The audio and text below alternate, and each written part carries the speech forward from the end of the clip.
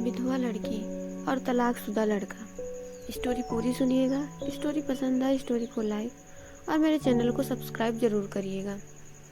यह कहानी नीलम और विकास की है।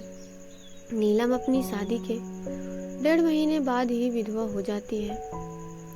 उसके जीवन में अचानक ही पतझड़ आ गया था।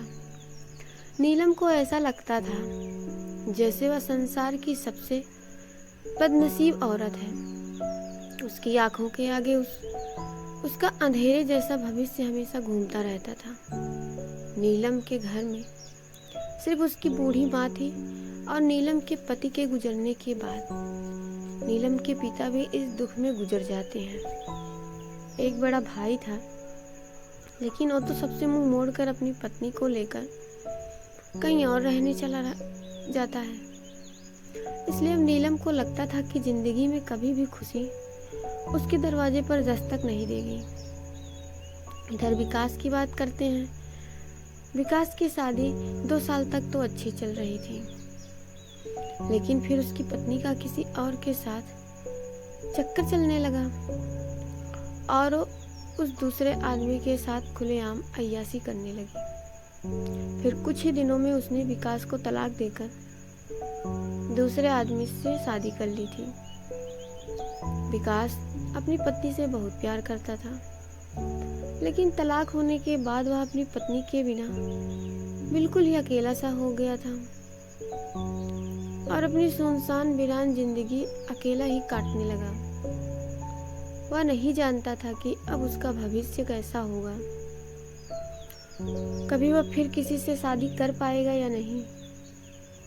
तभी एक नीलम और विकास दोनों ही एक शादी की सालगिरह में आते हैं। नीलम की एक सहेली विकास को जानती थी और उसी ने ही उन दोनों को मिलवाया।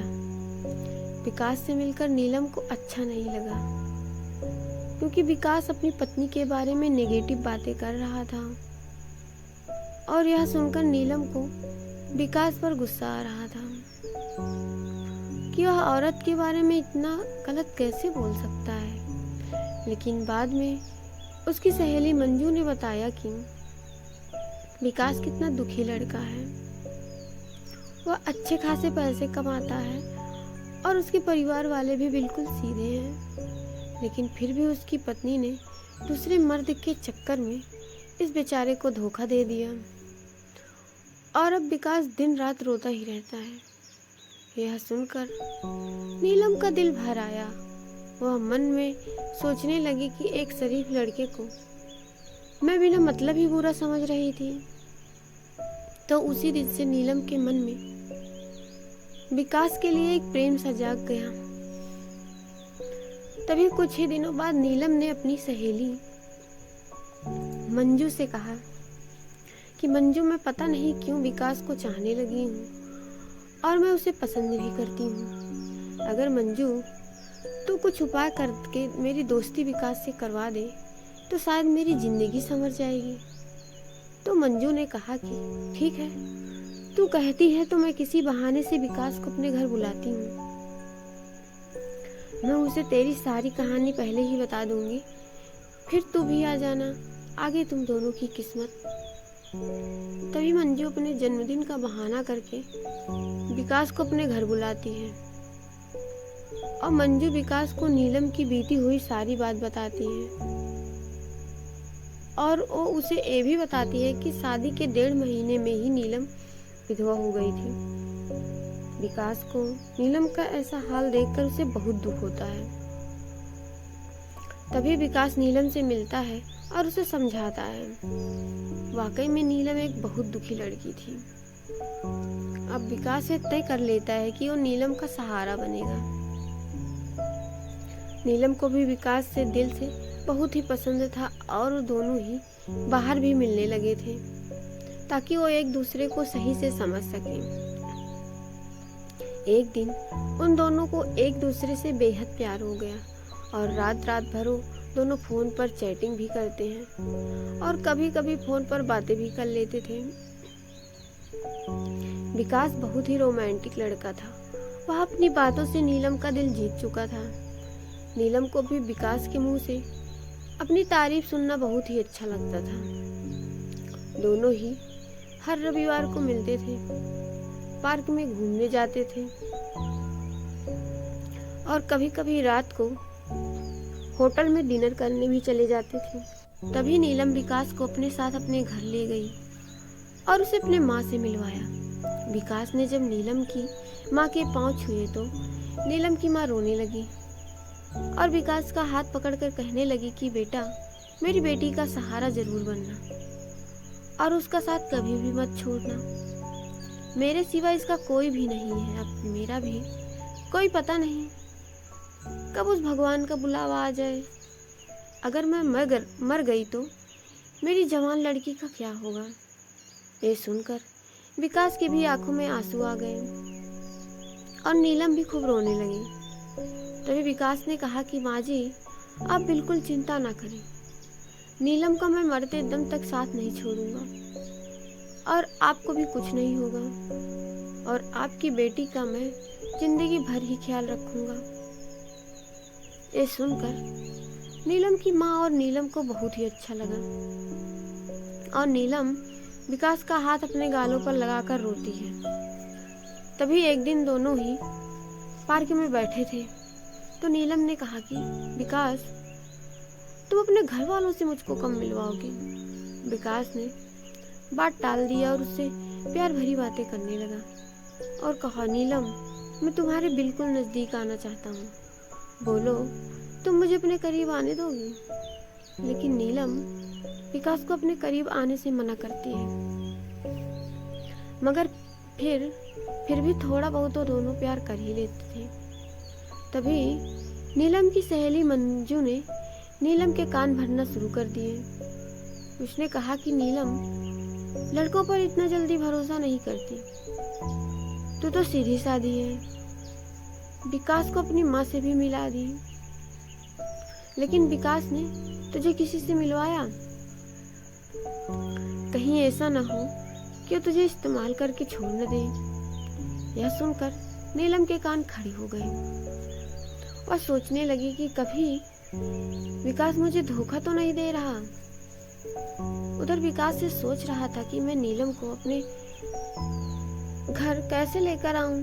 मेरा घर बिल्कुल छोटा सा है और मैं उससे अभी नहीं बताऊंगा कि उसके लिए मैंने एक घर बुक कर लिया है और 50,000 जमा भी करवा दिए हैं और बाकी की बैंक में किस्त बनवा लूंगा। 1 महीने बाद विकास का जन्मदिन था। विकास ने सोचा मेरे जन्मदिन पर ही नीलम को सरप्राइज दूंगा और तभी नीलम और उसकी माँ को भी घर बुला लूंगा।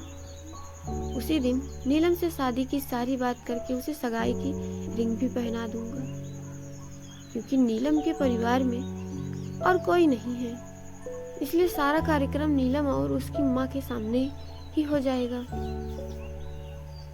अगले दिन नीलम विकास को फोन करती है और गुस्से में कहती है कि तुम अपने घर वालों से मुझे कब मिलवाओगे।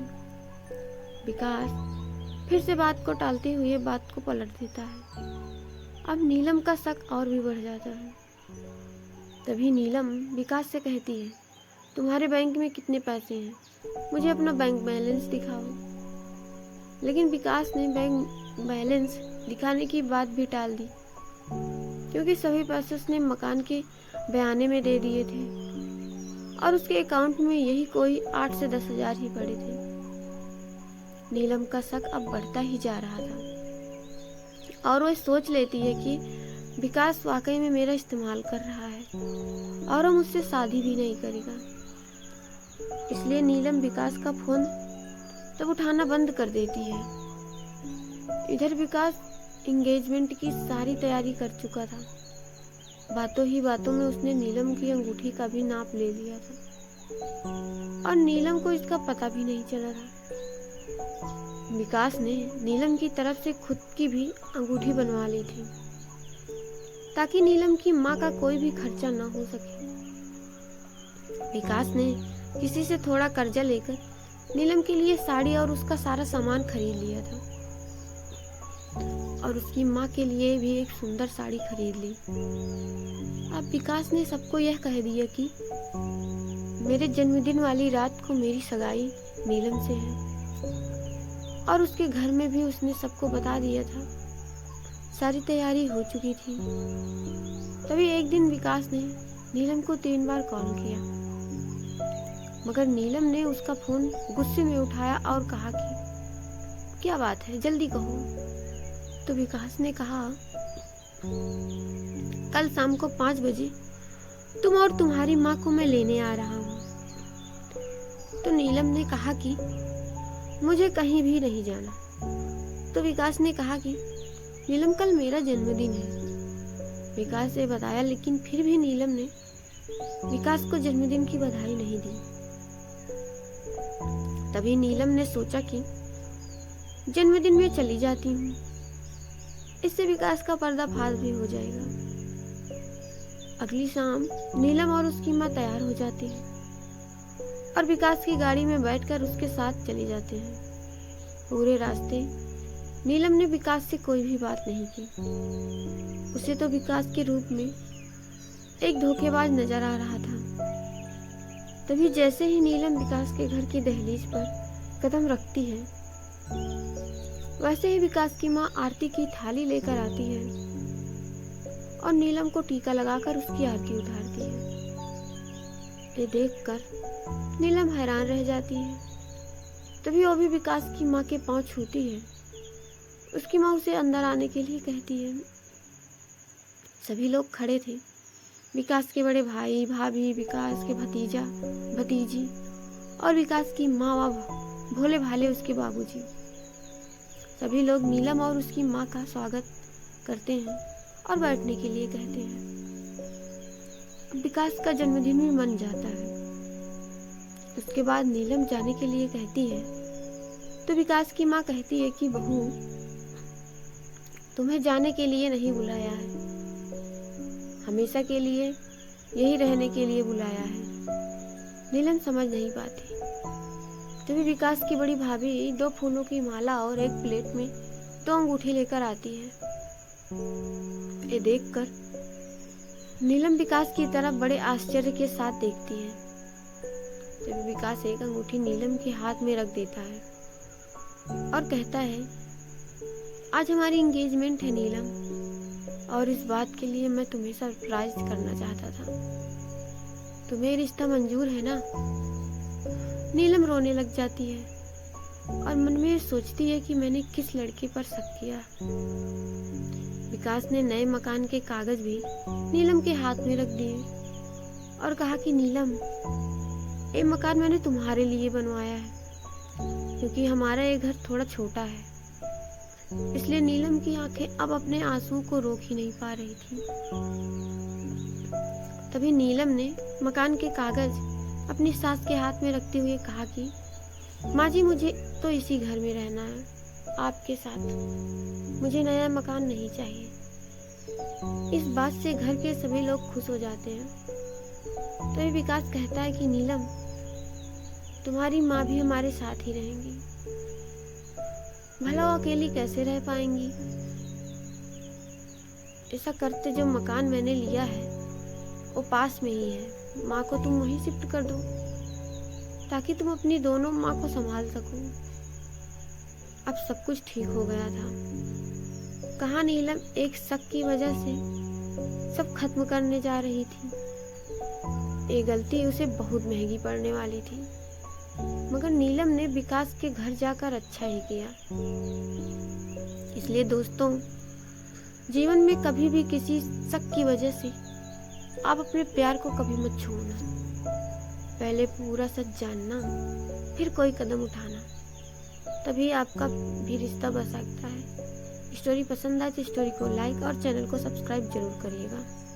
आपका बहुत बहुत धन्यवाद।